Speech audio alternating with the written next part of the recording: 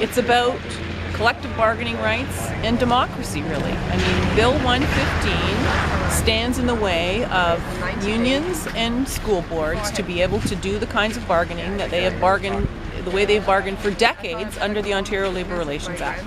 So it purports to impose parameters both on boards, so school boards are not really a whole lot happier about this than we are, impose really narrow parameters that don't allow for real collective bargaining. When you bargain, you sit down with your employer, you talk about all of the issues that you have between you, you work away at it until you find resolutions that you can both live with, and usually everything is on the table in terms of how you're going to approach getting to those solutions that will work both for the employer side and for the union side.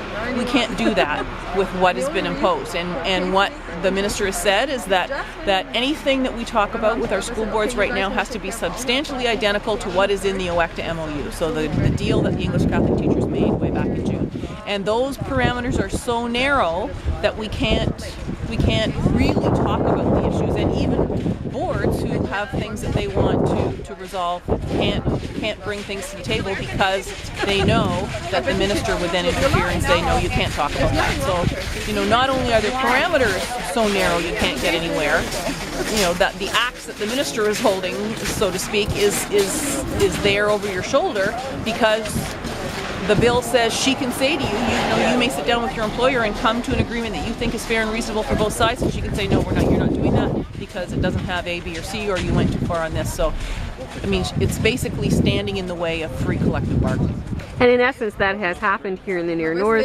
They struck a tentative agreement, which is not going to happen. Well, all of the school boards, all of the elementary public school boards have been at the table with their employers. I mean, we've been at the table with our employers for a long time, and we can't get anywhere because, you can talk about like three things over here, and then you get to the things that are substantial, and, nobody really boards don't want to commit because they don't know what kind of resources, they don't know if the minister's going to jump in and say, no, you can't do that. We don't think that a minister should be able to jump in and say, no, you can't do that. If you've sat down with your employer and come up with something that you both can agree to, and the board looks after the finances of that, then you should be able to sign off on that and carry on. We can't do that because of Bill 115.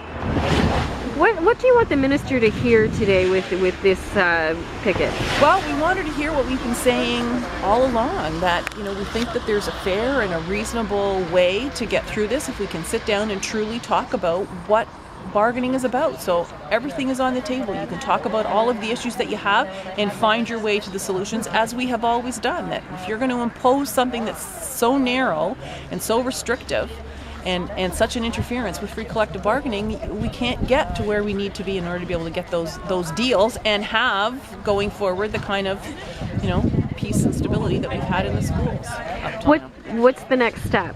This is a one-day. Do we see you going out at any point? Well, all of the boards, all of the locals across the province have had their one day in this past 2 weeks. We're hoping that all of this will shine a spotlight yet again on this whole issue, and that there will be enough pressure brought to bear that we will be able to sit down and have those kinds of helpful and cooperative conversations that will get us to where we need to be.